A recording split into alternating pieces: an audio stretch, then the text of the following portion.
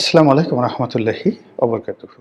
সম্মানিত দর্শক, জনাব তারেক রহমান সাহেবের দেশে ফেরার পর রাজনীতির যে হিসাবপত্র ছিল, সকল হিসাবপত্র এলোমেলো হয়ে গেছে। যেখানে যোগ করার কথা ছিল সেখানে গুণ হয়ে গেছে, যেখানে গুণ করার মাল্টিপ্লাই করার কথা ছিল সেটা ভাগ হয়ে গেছে, আর যেখানে ভাগ হওয়ার কথা ছিল সেখানে বিয়োগ হয়ে গেছে। আপনারা যারা এতদিন যমুনা কেন্দ্রিক একটা ওয়েব দেখতেন, মানে ডক্টর মোহাম্মদ ইউনূস তার যে সরকারি বাসভবন যমুনা, সেখানে যে একটা ভাইব তৈরি হতো, যেটাকে অনেকে যমুনার ঢেউ বলার চেষ্টা করতেন, কিংবা যমুনাকে কেন্দ্র করে যে হুমায়ূন আহমেদের যে বিখ্যাত নাটকগুলো বা সেই নাটকের যে গানগুলো, আমার যমুনার জল দেখতে ভালো, স্নান করিতে লাগে ভালো, আমার যমুনার জল দেখতে কালো, স্নান করিতে লাগে ভালো, উনি প্রায় অনেকগুলো নাটকে, প্রায় সব নাটকই বলতে গেলে এই গানটি অন্তর্ভুক্ত করার চেষ্টা করেছেন। তো সেই যে যমুনা, সেই যমুনা তারেক রহমান সাহেবের আগমনের পর অনেকটা পাদপীঠে চলে গেছে। যমুনা নিয়ে এখন আর আলোচনা হয় না, বা লোকজন ডক্টর মোহাম্মদ ইউনূসের উপস্থিতি, তারপরে যমুনার গুরুত্ব, ওই অফিসে যে সকল কর্তা ব্যক্তি রয়েছে, অন্তত 25, 26, 27 এই 3 দিনে আমি যমুনা সংক্রান্ত কোনো খবর, মানুষের যে আগ্রহ বা যমুনাকে ঘিরে যে কোনো কিছু করা সম্ভব, যমুনার কথা যে রাষ্ট্র চলে, ওইরকম মনে হচ্ছে না। এখন সর্বত্র তারেক রহমান সাহেব কী করছেন, কোথায় যাচ্ছেন, তারপরে কার সাথে কথা বলছেন, কার দিকে তাকাচ্ছেন, তার যে ড্রেস কোড, সে কী পরছেন, এই জিনিসগুলোই কিন্তু আলোচিত হচ্ছে। অবশ্য তারেক রহমান সাহেব যখন আসার সিদ্ধান্ত নেননি, তখন আমরা যে কজন লোক তার আসার ব্যাপারে বলছিলাম, যদি আমার এখানে অবস্থান ছিল অনেকটা দ্বৈত। আমি মনে করতাম যে তারেক রহমান সাহেবের বাংলাদেশে আসাটা জরুরি ছিল 2024 সনের আগস্ট মাসের 8 তারিখের মধ্যে, অর্থাৎ 5, 6, 7, 8। যদি 8 তারিখের মধ্যে আসতেন, ওনার বিজয়, ওনার সফলতার ব্যাপারে শতভাগ নিশ্চয়তা দেওয়া যেত। 8 তারিখের পরে, মানে দিন যত গেছে, ওনার দেশে ফেরা এবং দেশে ফেরার পরে উনি যে সফল হবেন এটা সুদূর পরাহত এবং ঝুঁকিপূর্ণ হয়ে পড়েছে। উনি যদি 2024 সনে আসতেন, 2024 সনে আসতেন ওই আগস্ট মাসের 8 তারিখের মধ্যে, তাহলে 2024 সনের ডিসেম্বরে নির্বাচন হতো এবং উনি এতদিন বাংলাদেশের প্রধানমন্ত্রী থাকতেন। তো তিনি সেই যে দেরি করেছেন বা আসেননি, কার পরামর্শে, কী কারণে, কোন সমস্যায়, এটা উনি ভালো বলতে পারবেন। কিন্তু এই অবস্থাতে তার যে আশাটা, এটা তার জন্য, তার পার্টির জন্য ইতিহাসের সবচেয়ে ঝুঁকিপূর্ণ সময়। এমনকি শহীদ প্রেসিডেন্ট জিয়াউর রহমানের অবর্তমানে বিএনপির যে বিপদ বিপত্তি ছিল, এই মুহূর্তে বাংলায় তারেক রহমান সাহেব ঘুরে বেড়াচ্ছেন আর রাজনীতি করছেন, সামনে ইলেকশন। এই দুটো, মানে জিয়াউর রহমান সাহেবের শহীদ হওয়ার পরে বিএনপি যে বিপদে পড়েছিল, তার সাথে এখন বিপদ বেশি। এমনকি যখন প্রেসিডেন্ট সাত্তার সরকারের পতন হয়েছিল, বেগম জিয়া যখনও রাজনীতি আসেননি, এরশাদ যেদিন মার্শাল ল জারি করেছিল, তখন বিএনপির যে বিপদ বিপত্তির মধ্যে ছিল, আজকে বিএনপির জন্য ঝুঁকি, বিপদ বিপত্তি তার চেয়ে বেশি। কিন্তু তারপরেও উনি এসেছেন। আমি ওনার যাকে বলা হয় শুভ কামনা করি, ওনার সফলতা কামনা করি, কামনা পর্যন্ত। কিন্তু বাস্তবতা হলো যে আপনি যদি পলিটিক্যাল সায়েন্স যাকে বলা হয় বিচার করেন, বিশ্লেষণ করেন, তাহলে আপনি দেখতে পাবেন যে ওনার এই সময় বাংলাদেশে আগমন ওনার জন্য এবং ওনার দলের জন্য ঝুঁকির পরিমাণ শতভাগ, আর সফলতা পাওয়ার সম্ভাবনা মিরাকেল, অলৌকিক। স্বয়ং আল্লাহ রাব্বুল আলামিন যদি তাকে সফল করেন, ক্ষমতা এনে দেন, সুষ্ঠুভাবে নির্বাচন হয়, শান্তিপূর্ণভাবে বিএনপি ক্ষমতা লাভ করে উনি প্রধানমন্ত্রী হন, এটা হবে মিরাকেল। বাংলাদেশের জন্য মিরাকেল, তার জন্য মিরাকেল, বিএনপির জন্য মিরাকেল। কিন্তু পলিটিক্যাল সায়েন্সে যেভাবে বলে, সেই সায়েন্স অনুযায়ী এটা কোনো অবস্থাতেই ইতিবাচক হয় না। তারপর তিনি এসেছেন। তো আবার তিনি যদি না আসতেন, তিনি যদি না আসতেন তাহলে তার দলের অবস্থা মুসলিম লীগের মতো হতো। তার দলের অবস্থা সেই কি বলবো ভাসানী ন্যাপের মতো হতো। এরকম একটা অবস্থা, মানে হয় কি যে আপনি একটা রুগী অসুস্থ হতে হতে এমন সময় হাসপাতালে নিলেন যখন আসলে অপারেশন ছাড়া আপনার আর কোনো ওয়ে নেই।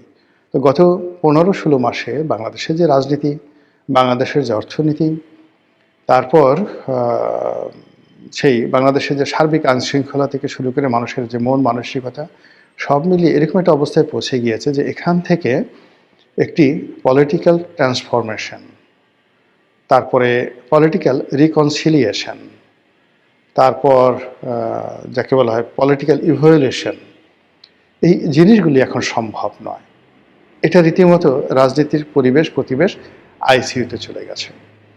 আপনারা হয়তো বলতে পারেন যে তারেক রহমান সাহেব আসলেন, এই যে এত 1 কোটি লোক আসলো ঢাকা শহরে, মানে এখন বলা হলো যে 1 লক্ষ নতুন সিম বাংলাদেশে আসছে, মানে ঢাকাতে আসছে ঢাকার বাইরে থেকে। তো এটা নিয়ে আবার কর্তৃপক্ষ বলার চেষ্টা করছে যে না 1 কোটি লোক, সরি আগে আমি বোধহয় যেটা বলছিলাম যে এখানে ওনার আগমন নিয়ে যে জনসমাবেশ হয়েছে আগমন উপলক্ষে, এই জনসমাবেশে কত লোক হবে। আমি বলেছিলাম যে ঢাকা শহরে তো 1 কোটি লোক এখানে পার্টিসিপেট করবে, শহরের বাইরে থেকে আরও 50 লাখ লোক আসবে, কাজেই মোরাললেস 1.5 কোটি লোক এখানে থাকবে। তো দেখা গেল যে ঢাকা শহরে যে 1 কোটি লোক আছে, সেই 1 কোটি লোকের সাথে আবার বিএনপি মাইন্ডের যে সকল পত্রপত্রিকা তারা খবর প্রকাশ করেছে যে ঢাকার বাইরে থেকে মূলত 1 কোটি লোক আসছে। এর কারণ হলো বিটিআরসির হিসাব অনুযায়ী, সরকার হিসাব অনুযায়ী 1 কোটি নতুন সিম কার্ড যারা ঢাকার বাইরে ছিল তারা ঢাকার মধ্যে এসেছে। বিএনপি যারা প্রতিপক্ষ তারা মস্কারা করে বলছেন যে আসলে 1 কোটি নয়, এটা মানে 50 লাখ হবে। এর কারণ হলো আমাদের দেশের লোক এখন বেশিরভাগ ক্ষেত্রে এক একজন 2টা করে সিম ব্যবহার করে। তো এই ধরনের ট্রল হচ্ছে। এখন সেটা নিয়ে আপনি বলতে পারেন যে যদি তারেক রহমান সাহেবের ভবিষ্যতে না থাকে তাহলে তিনি আসলেন, আসার পর এত লোক হলো কেন? 2 নম্বর হলো যে আপনি কি তারেক রহমান সাহেবের চেয়ে বেশি বোঝেন, বা তার দলে যে সমস্ত কর্তা ব্যক্তি যারা আছেন তাদের চেয়ে বেশি বোঝেন? তারা কি এই জিনিসগুলো বোঝে না? আপনি এগুলো কেন আগ বাড়িয়ে বলেন? এখানে একটা ব্যাপার হলো যে বিএনপিতে অনেক জ্ঞানী লোক আছেন, গুণী লোক আছেন, যেহেতু তারা পার্টির একটা পোর্টফোলিওতে আছেন, তাদের পক্ষে অনেক কথা বলা সম্ভব নয়। আমার চেয়ে বেশি বোঝা সত্ত্বেও তারা অনেক কথা বলতে পারেন না। 2 নম্বর হলো যে আপনি যত বড় জ্ঞানী হন না কেন, আপনি ঘরের মধ্যে থেকে যেভাবে নিজেকে বুঝতে পারেন, ঘরের বাইরে দাঁড়িয়ে থাকা একটা লোক তার দৃষ্টিভঙ্গি আপনার সম্পর্কে আলাদা হবে। তো সেই ক্ষেত্রে আমি যেহেতু বিএনপির কোনো পদ পদবিতে নাই, পোর্টফোলিওতে নাই, বিএনপি দলের কোনো কার্যক্রমে আমি কখনো যাইনি বা যাই না। তো কাজেই অন্য একজন দর্শক হিসেবে, একজন রাজনৈতিক বিশ্লেষক হিসাবে, রাজনীতির কর্মী হিসেবে আমি যেভাবে বিএনপিকে দেখতে পাই সেটা বিএনপির ভিতরে যারা আছেন তাদের পক্ষে সম্ভব নয়।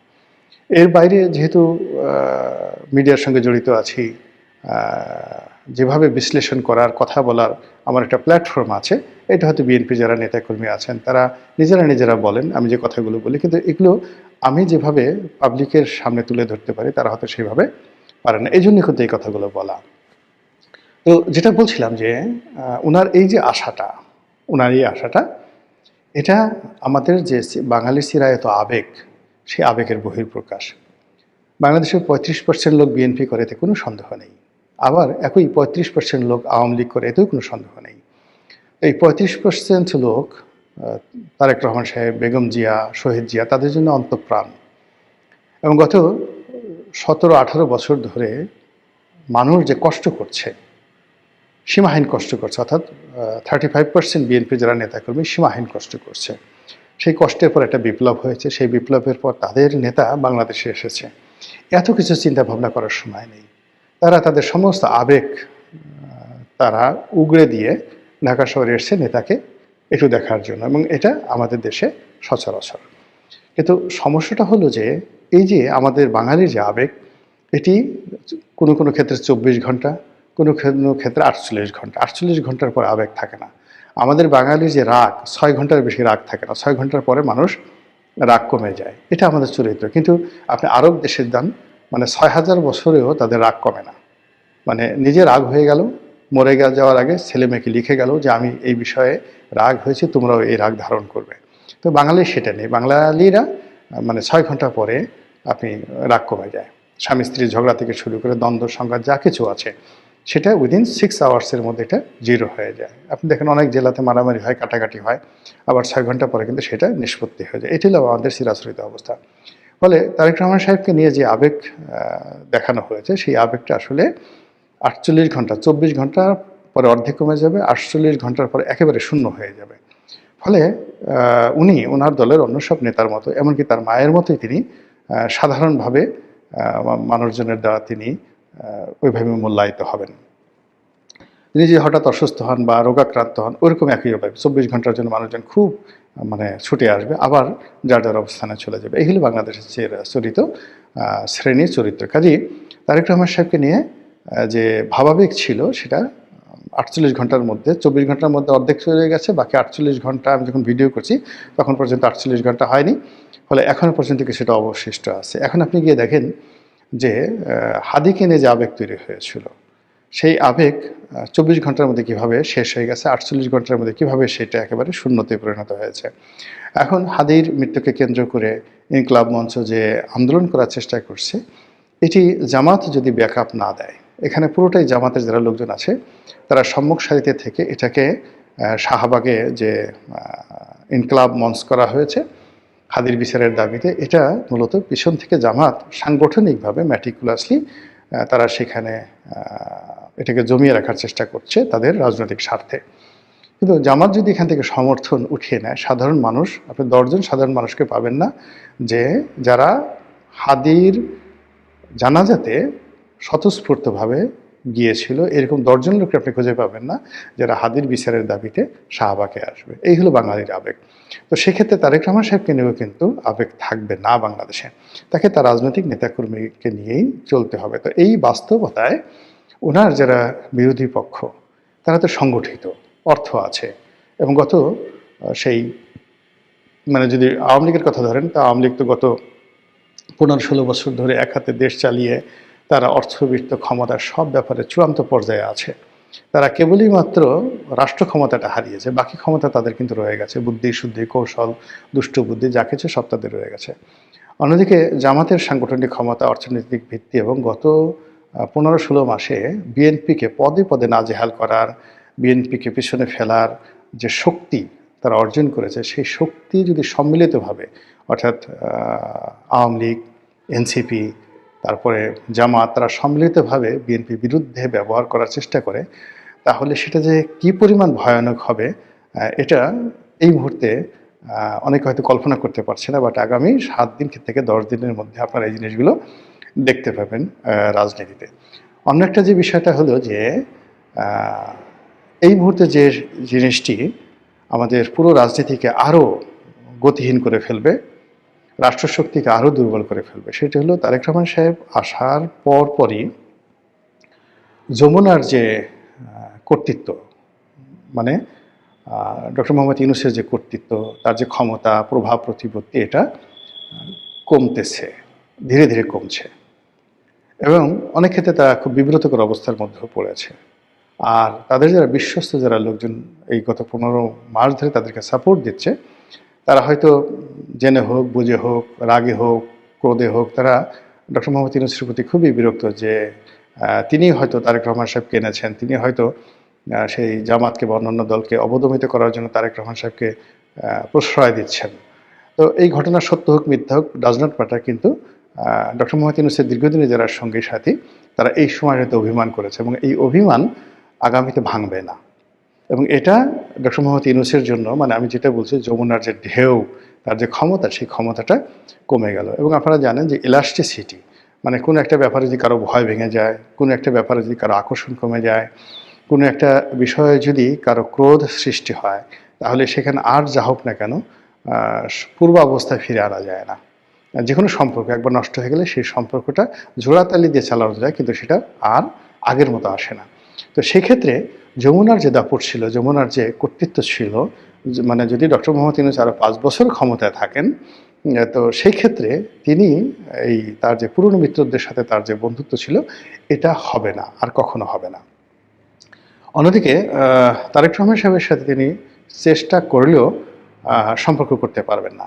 এর কারণ হলো এখানে তারেক রহমান সাহেব আসছেন এবং এখন খুব অল্প সময়ের মধ্যে তিনি ইচ্ছা করলেও ডক্টর মোহাম্মদ ইউনূসের সঙ্গে দেখা করবেন না, করতে পারবেন না, বা করলে সেটা ডক্টর মোহাম্মদ ইউনূসের জন্য সার্বিক দিক থেকে বুমেরাং হয়ে পড়বে।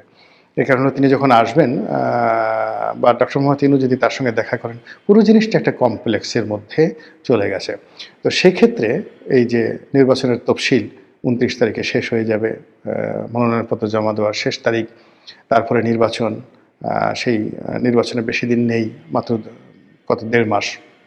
তো সেই ১.৫ মাসের যে ব্যবধান, সেই ব্যবধানটার প্রতিটি সেকেন্ডই কাউন্ট হবে, যাকে বলা হয় এই যমুনা কেন্দ্রিক। তো যমুনা কেন্দ্রিক যেখানে থেকে নিয়ন্ত্রণ করা হবে সব কিছু, তো সেই জায়গাতে তারেক রহমান সাহেবের আগমনের কারণে যদি শূন্যতা তৈরি হয় এবং সেখানে যমুনার হুকুম যদি কেউ না মানে, পুলিশ প্রশাসন থেকে শুরু করে সকল প্রশাসন যদি এখন বিএনপির কথার মতো চলে, এবং সেটা আলটিমেটলি চলা শুরু করে দিয়েছে, সবাই এখন তারেক জিয়া করার চেষ্টা করছেন, তো সেটা ডক্টর মোহাম্মদ ইউনূসের জন্য যতটা না বিব্রতকর, তার চেয়ে হলো নির্বাচনে এতদিন যারা সুখর স্বপ্ন দেখতেন যে বিএনপিকে বাদ দিয়ে তারাই সরকার গঠন করতে যাবে বা নিদেন পক্ষে তারা প্রধান বিরোধী দল হবে, এরকম যারা স্বপ্ন দেখতেন, এখন বাস্তবতা এমন দাঁড়িয়েছে যে এই অবস্থা যদি চলতে থাকে তাহলে বিএনপি আসলে ২৮০ না ২৯০টা সিট পেয়ে যাবে আজকের দিনের যে অবস্থা। আর বাকি 10টা সিট অন্যান্য যে সকল লোকজন পাবে, তার মধ্যে জামাত কয়টা পাবে, একটা দুইটা, বাকিটা হয়তো স্বতন্ত্র, এরকম কিছু এদিক ওদিক হবে। তো সেটা যারা বুঝেন যে এই অবস্থায় দেশের দিকে এগোচ্ছে, তারা তো এত সহজে নির্বাচনের দিকে যমুনাকেও যেতে দেবে না, বিএনপিকেও যেতে দেবে না, আর জনগণকেও যেতে দেবে না। আর এটা কিভাবে যমুনা এবং তারেক রহমান সাহেব এটা মোকাবেলা করেন সেটি দেখার বিষয়। মহান আল্লাহ আমাদের সবাইকে হেদায়েত দান করুন এবং হেফাজত করুন। আসসালামু আলাইকুম ওয়া রাহমাতুল্লাহি ওয়া বারাকাতুহু।